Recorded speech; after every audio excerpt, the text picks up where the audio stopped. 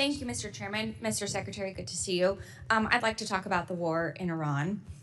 Yesterday, in your Senate testimony, you told Senator Booker that the war in Iran is over.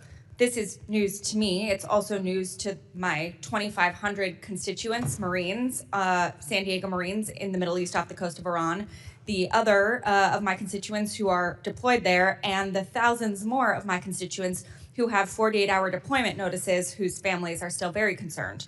But okay, I will take you at your word. If the war is over, I have a simple question. Who won? First of all, epic fury is over, which is what you would consider the war. That operation is So you agree concluded. it's a war, then? No, those are hostilities. They called it a war. Okay. I'm just responding to the Senator Mr. Booker's Secretary, question. you can change the name of the operation. It doesn't change the fact that the strait is still closed and my service members and all of our service members are still in harm's way. The war is not over. But I'm agreeing with you. Okay, fine. We're taking you at your word. The war is over. Who won? Sara Jacobs just put Marco Rubio in a corner, and he couldn't find his way out. She asked him one simple question: who won? And what followed was 5 minutes of a Secretary of State dodging, deflecting, and ultimately revealing that the administration's story about this Iran war doesn't hold up to even basic scrutiny. This is Rep. Sara Jacobs from California, a Democrat on the House Foreign Affairs Committee.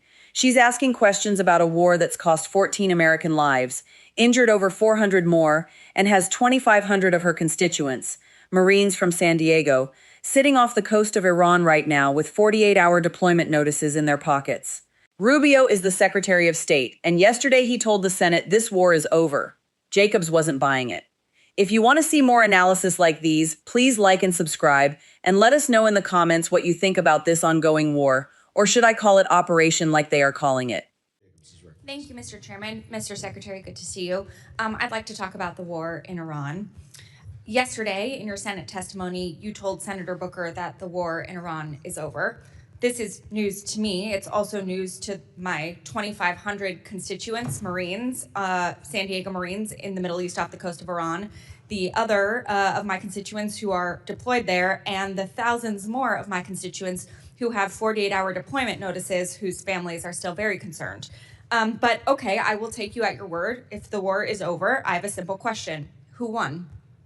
First of all, epic fury is over, which is what you would consider the war. That operation is So you concluded. agree it's a war, then? No, those are hostilities. They called it a war. Okay. I'm just responding to the Senator Booker's Mr. Secretary, question. you can change the name of the operation. It doesn't change the fact that the strait is still closed and my service members and all of our service members are still in harm's way. The war is not over. But I'm agreeing with you. Okay, fine. We're taking you at your word. The war is over. Who won? Well, first of all, you're not taking me at my word. It's a fact. We're no longer conducting sustained strikes inside of Iran to degrade their military because epic fury is over. The second point is on the question of who won, I can tell you this.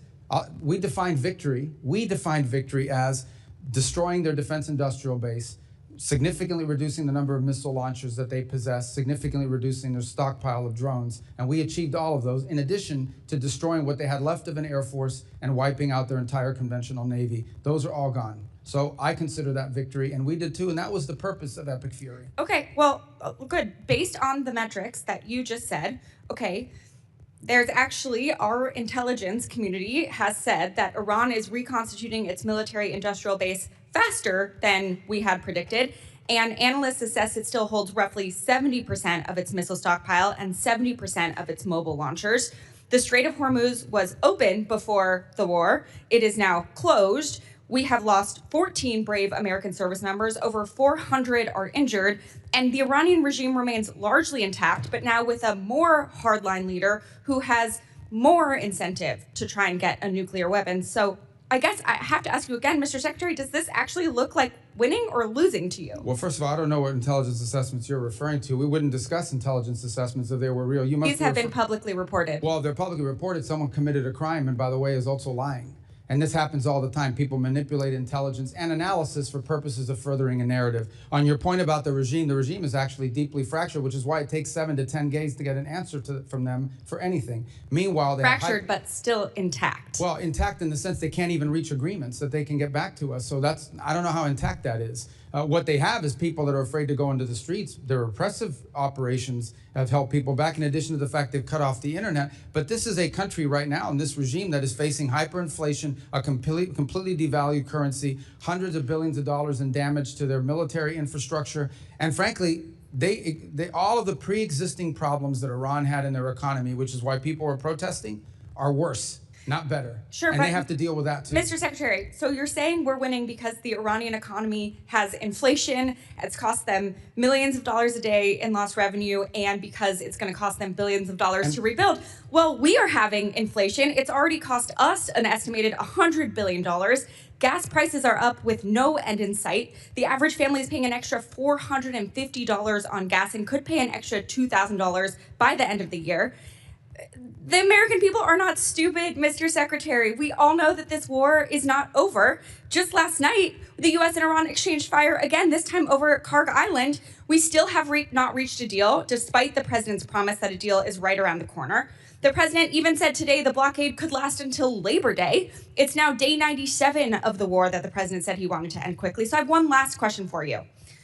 Mr. Secretary, who won the 2020 presidential election? I'm not here to answer a question. We're talking about 2020. This is a Foreign Affairs Committee. Okay, great. You can't answer the question, No, even though we all know that I don't President answer Biden the won. question because the Secretary of State, I do not participate in domestic This is political not about issues. domestic political issues. certainly This is about our democracy. You're asking me to opine, just like I don't do campaign It rallies. seems like I don't do because as Secretary of State, we're not supposed to. That's been the long tradition of the department, and you should know that if you've been on this committee for any period of time. Mr. Secretary, it seems like you have an issue admitting facts. You can't say that the president lost the 2020 election, just like you won't admit President Trump is losing this reckless war of choice, and just like you couldn't admit that the shoes the president bought you were too big. You clearly don't know what winning means, and not because the facts are unclear to you, it's because telling the truth would cost you your job, and the American people are entitled to a Secretary of State who tells them the truth even when the president doesn't want to hear it, and my constituents, our service members, deserve better. Mr. Chairman, I yield back. I don't know what shoes she's talking about. What is she talking about?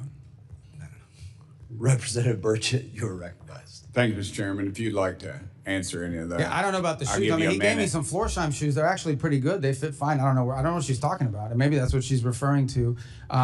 Your shoes look very nice today, Mr. Secretary. How can you see them? They're way down here. We're talking about shoes. Are you guys kidding me? I mean, is this the Foreign Affairs Committee or is this like a circus? What is this? I think it's a Let's go. circus, but I appreciate you being here, Mr. Secretary. The United States is NATO's largest financial contributor. Why does NATO consistently ignore our call to share more of the defense burden in Europe? And is it our national interest to continue participating in NATO? Well, I can give you the why, okay? And the why is and is the following. Especially in Western Europe, for the better part of 20 or 30 years, they have not had to spend on defense because the U.S. security shield is allowed. Let's walk through what actually happened here, because this exchange is revealing about more than just Iran. Rubio claims we destroyed Iran's defense industrial base, wiped out their navy, and eliminated their air force. But here's what he won't say. Iran still has 70% of its missile capability. The regime is still in power. The Strait of Hormuz, the choke point for 20% of global oil, is closed. And last night, while Rubio was testifying that the war is over, the U.S. and Iran exchanged fire again over Karg Island. Day 97 of a war the president said would end quickly. The president himself admitted today the blockade could last until Labor Day. Jacobs puts it in terms Americans actually feel. Inflation, gas prices up with no end in sight, the average family paying an extra $450 on gas and potentially $2,000 more by year's end. The war has cost an estimated $100 billion. Rubio brags about Iran's hyperinflation and devalued currency. Jacobs' response, "We are having inflation too." That's the reality this administration doesn't want to talk about. They want to declare victory and hope you don't notice the troops are still deployed, the strait is still closed, and you're paying more at the pump. This is where it gets really telling. Jacobs asks Rubio who won the 2020 election. Rubio refuses to answer, claims he doesn't participate in domestic politics as Secretary of State. Jacobs, you can't answer the question, even though we all know that President Biden won. She's not asking because she doesn't know. She's asking because Rubio's refusal to state a basic, settled fact about American democracy tells you everything about his credibility. If he can't admit Trump lost in 2020, why would anyone believe him when he says we're winning in Iran in 2026? The shoes. Yeah, she went there. Just like you couldn't admit that the shoes the president bought you were too big. It's a meme reference, it's petty, and it's also devastating. Because her point is, this man will not tell the truth about anything if it might cost him his job. You clearly don't know what winning means.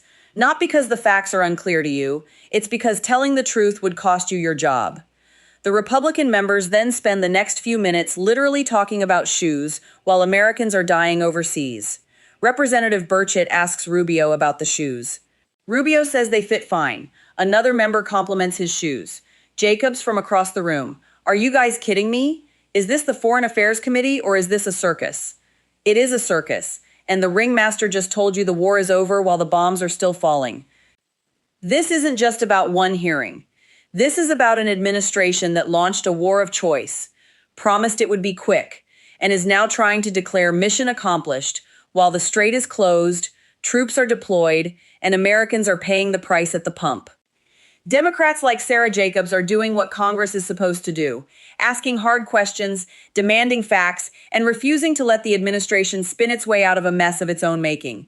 The 14 service members who died deserve that. The 400+ injured deserve that. The 2,500 Marines off the coast of Iran with deployment notices in their pockets deserve that.